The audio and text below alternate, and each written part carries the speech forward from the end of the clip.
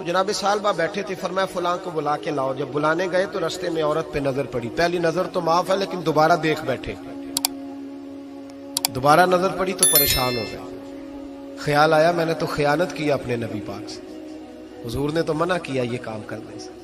اب واپس حضور کے پاس نہیں آئے، جنگل میں چلے گئے۔ ابن قدامہ نے کتاب التوابین میں اس روایت کو لکھا ہے، کہتے ہیں 40 دن وہ پہاڑوں میں روتے رہے کہ یا اللہ مجھ سے غلطی ہو گئی۔ کتنے دن؟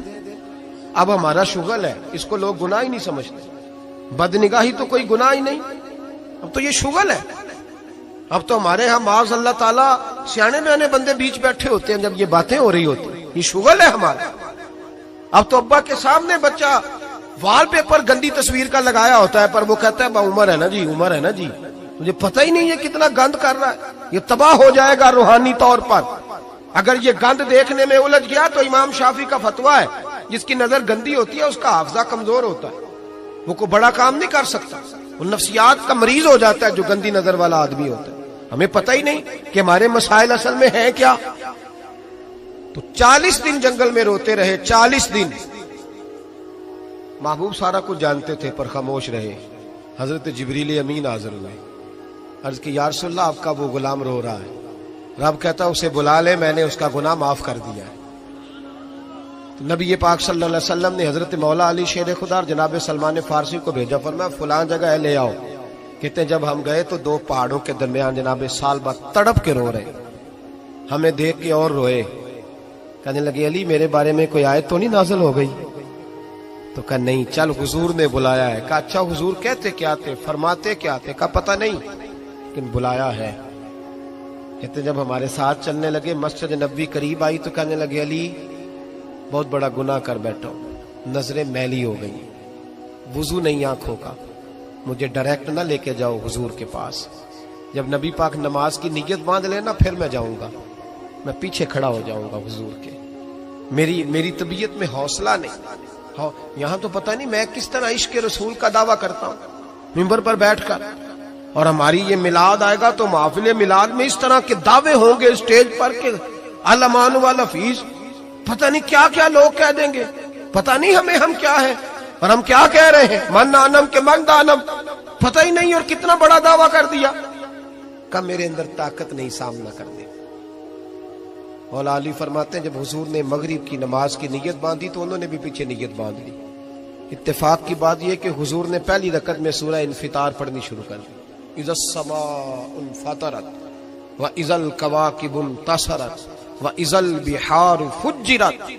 کہتے ہیں جب محبوب اس آیت پہ پہنچے نا کہ یا ایھا الانسان ما غرک بربک الکریم، اے انسان تجھے کس چیز نے دھوکے میں ڈال دیا، حالانکہ تیرا رب تو بڑا ہی کرم کرنے والا ہے، تو کس طرح کسی اور کے دھوکے میں، بربک الکریم، اور ضمیر واحد ہے، میں تفسیر پہ نہیں جاتا، کہا تیرا اپنا رب، بربک تیرا اپنا رب، تیرا رب تو بڑا کریم ہے، تو پھر بھی کہیں اور چلا گیا۔ جب یہ آیت سنی تو پیچھے چیخ ماری، بے ہوش ہو کے گر گئے، گھر والے گھر لے گئے، نماز مکمل ہوئی تو حضور نے فرمایا کیا ہوا؟ عرض کی حضور وہ تو رو پڑے تھے، گھر لے گئے، محبوب پیچھے گئے تو بے سدھ پڑے، تیز بخار ہو گیا، نبی کریم سرہانے بیٹھے اور ان کی گردن کو اٹھا کر سر کو گود میں رکھا، اور جب بالوں میں دستے مبارک پھیرا تو آنکھیں کھول دی اور جھٹ سے اپنا سر زمین پہ رکھ کے کہنے لگے حضور میں اس قابل نہیں کہ آپ کی گود میں میرا سارا ہے، اس قابل نہیں، بڑا مجرم ہوں۔ تو محبوب نے فرمایا تجھے مبارک ہو، رب نے تجھے معاف کر دیا ہے، اللہ بھی راضی ہے، میں بھی راضی ہے۔ اب حضور کے قدموں کے قریب آئے تو کہنے لگے حضور آپ راضی ہیں؟ کہا راضی ہوں۔ فرمایا پھر میرے لیے دعا کریں، اللہ اسی رضا میں مجھے قبول کر لے۔ بس یہ بات ہوئی تھی، انہوں نے کلمہ پڑھا تو روح پرواز کر گئی۔ پرواز میرے بھائی احساس پیدا کر، یاد رکھیں اگر روحانی زندگی صحیح نہیں نہ ہوگی، یاد رکھ لیں کسی کا کوئی نقصان نہیں، سارے سکون سے سو جائیں گے، آپ نہیں سو پائیں گے۔ اگر آپ کے ضمیر پہ بوجھ رہیں گے نا تو سارے لوگ رمضان میں 4 قرآن پاک ختم کریں گے، آپ 10 پارے بھی نہیں پڑھ پائیں گے۔ اگر آپ اپنے آپ کو صحیح نہیں کریں گے، روحانی زندگی بحال نہیں ہوگی، تو یاد رکھنا بڑا اپنا آپ سارا کچھ سجا کے ظاہراً بڑے پرہیزگار بن کے بھی اپنے ضمیر کی عدالت میں فیصلہ اپنے حق میں نہیں کرا پائے. تجوریوں سے مال بھرا ہوا ہوگا لیکن گھر میں سکون نام کی چیز ڈھونڈنے سے نہیں ملے گی. اس لیے کہ الا بذکر اللہ تطمئن القلوب، اللہ کی ذات سے جڑ جانے سے دل کو سکون ہوتا ہے. کیا بہت بڑی سزا نہیں مالک کی کہ انسان سارا کچھ کرے، فارغ ٹائم ہو تو وہ ٹی وی دیکھے؟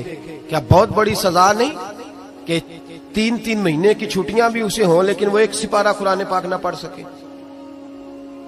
وہ گپے مارنے بیٹھے تو 6 گھنٹے لگا دے اور تسبیح دی جائے تو 10 منٹ میں بس ہو جائے، درود پڑھا ہی نہ جائے. یہ سزا نہیں؟ کیا یہ کم سزا ہے کہ وہ دنیا دراز پہ گھوم آئے لیکن مسجد میں جائے تو اسے کچھ بنے؟ کیا سزا نہیں؟ اللہ سے معافی مانگے، مل کے اس کے حضور استغفار کریں، باطن کی زندگی آباد کرنے کی کوشش کریں. چھوڑ دیں بن کے بیٹھنا، آگے آگے بڑھنا، اپنے آپ کو شمار کرنا. ہم تو میلاد کی جلسوں میں بھی بڑی کرسی تلاش کرتے ہیں، ہم تو دینی محفلوں میں بھی کوشش کرتے ہیں کوئی ہمارا نام لے کے، صحیح نام لے کے پکارے. کوئی، میں میاں چنو میں تھا کل مغرب میں، تو ایک صاحب کہنے لگے ولی کامل. میں نے بعد میں ان سے کہا کہ آپ کو پتہ ہے میں کیا ہوں؟ اتنا بڑا دعویٰ میرے حق میں آئندہ نہ آپ کریں، اور مت سمجھے کہ آپ تھوڑے اچھے برے جملے استعمال کریں گے تو میں خوش ہوں گا. میں جو ہوں نا، میں اس کے اندر بڑا مطمئن ہوں، میں اس سے آگے نہیں بڑھنا چاہتا. پتہ سارا ہے سردار نو کیتیاں دا، پتہ سارا ہے سردار نو کیتیاں دا، ایدہ پردہ چپایا ہی تیرا پلا ہو سی. وہ بو علی سینہ سے، سنیں جی سنیں، بو علی سینہ سے کسی نے کہا تھا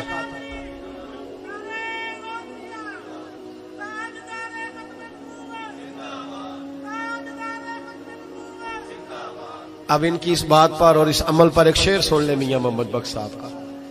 میاں صاحب کہا کرتے تھے جتن جتن ہر کوئی کھیڑے تو ہارن کھیڑ فقیرہ.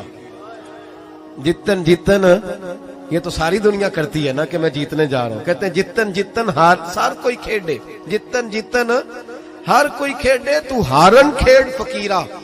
جتن دا مل کوڈی پیندا ہی ہارن دا مل ہیرا. جتن دا مل کوڈی. بو علی سینہ سے کسی نے کہا کہ کیا محسوس کرتے ہو آج کل کچھ حالات بہتر ہے؟ تو بو علی سینہ چونکہ حضرت ابو الحسن خرقانی کے مرید تھے، ہاں سائنسدان ہونے کے ساتھ ساتھ صوفی تھے، درویش تھے. تو بو علی سینہ کہنے لگے کیا کہتے ہو، حالات کس طرح کے؟ کہنے لگے مجھے اپنے گناہوں کا پتہ ہے، اتنے بڑے گناہوں کے باوجود میری پردہ دھری نہیں ہو رہی، یہ تھوڑا انعام ہے اللہ تعالیٰ کا. اور اسی زمین پر اس کی نافرمانی کرتا ہوں، اس نے رہنے کے لیے جگہ دی ہوئی ہے، تھوڑا احسان ہے اس کا. میں صبح سے شام تک کتنی نافرمانیاں کرتا ہوں پھر بھی پیٹ بھر کے روٹی دیتا ہے، یہ تھوڑا احسان ہے. تو کہہ رہے آگے بڑھا ہے کہ نہیں؟ یہ بڑی بات ہے کہ اس نے زمین پہ رکھا. اعلیٰ حضرت فاضل بریلوی کے والد مولانا نقی علی خان صاحب رحمت اللہ تعالی علیہ، امام المتکلمین، ان کے حالات میں لکھا ہے ایک آدمی کو آپ نے نا جگہ دی، کو 10 مرلے آپ کا پلاٹ تھا یا 5 مرلے کا. اس نے کہا حضور کچھ دنوں کے لیے چاہیے، تو آپ نے وہ جگہ ان کو دے دی. جیسے محلے دار دوست کو شادی بھی ہے تو 10-15 دن کے بعد چابی مانگی، انہوں نے دے دی. تو کچھ درخت انہوں نے کاٹ لیے، کچھ اپنی مرضی کی ترمیم کر لی. تو مولانا نقی علی خان صاحب رحمت اللہ علیہ ناراض ہو گئے، فرمانے لگے میری زمین تھی، مجھ سے پوچھ تو لیتے، کوئی تبدیلی کرنی تم پتہ نہیں؟ میری مرضی کے خلاف تم نے میرے پلاٹ پر یہ کیوں تبدیلی کی؟ یہ اس آدمی کو کہہ کے نا تو 2 منٹ گزرے تو چیخ مار کے رو پڑے. کہنے لگا حضور کیا ہوا؟ فرمانے لگے سوچتا ہوں میری 10 مرلے کی زمین پر میں نے تمہیں اپنی مرضی نہیں کرنے دی، اور میں روز اللہ کی زمین پر اپنی مرضی کرتا ہوں. روز رب کی یہ خیال آ گیا. فرمانے لگے جاؤ بھائی جاؤ، مجھ سے غلطی ہو گئی، جاؤ. یہ سوچ جب پیدا ہوتی ہے پھر بندہ روز نکھرتا ہے، پھر روز وہ غسل کرتا ہے باطن کا، پھر روز ہر جگہ سے اسے نیا سے نیا سبق ملتا ہے. بڑا بندہ وہ نہیں ہوتا جو 20-30 کاریں لے کے چلتا ہے، بڑا وہ ہوتا ہے جو کسی اور کو بڑا سمجھتا ہے. جو اپنے آپ کو چھوٹا سمجھتا ہے، میرے نبی پاک فرماتے ہیں اللہ اسے بڑائیاں عطا فرما دے. ترمذی میں حدیث ہے. آج کا سبق، آج کا پیغام یہ ہے کہ تزکیے کی کوشش کریں. وَإِنَّكَ لَعَلَىٰ خُلُقٍ عَظِيمٍ. خلق عظیم جو اللہ نے ہمارے نبی کو دیے اور حضور نے ہمیں عطا فرمائے، محبوب کے صدقے اس طرف جائیں. کردار میں اعلیٰ پن پیدا کر. الذی خلق الموت والحیات لیبلوکم ایکم احسن عملا. اللہ فرماتے ہیں کہ میں نے موت اور حیات اس لیے پیدا کی ہے کہ تمہارے عمل کی کوالٹی چیک کی جائے. इंडस्ट्री में जब माल बनता है ना तो उसकी क्वालिटी चेक की जाती है, ये आम है, ये खाम है, ये वीआईपी है, ये वीवीआईपी है। फरमाया अल्लज़ी खलक़ल मौत वल हयात लियब्लुवकुम अय्युकुम अहसनु अमला, मौत और हयात क्वालिटी देखने के लिए पैदा की है कि तुम में ahsan अमल कौन करता है, अच्छा अमल देखें किसका है। बाकी अपने आप को बनाने संवारने से थोड़ा थोड़ा बचें, एक कदम थोड़ा पीछे हटें अपनी जात के लिए, तो इंशाअल्लाह रूहानियत के लिए 11 कदम आपके आगे जाएंगे।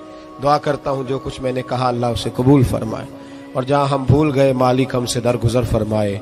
आमीन। हमेशा मिदहत खैरुल अनाम में गुजरे, दुआ है ये उम्र दरूद व सलाम में गुजरे। आखिर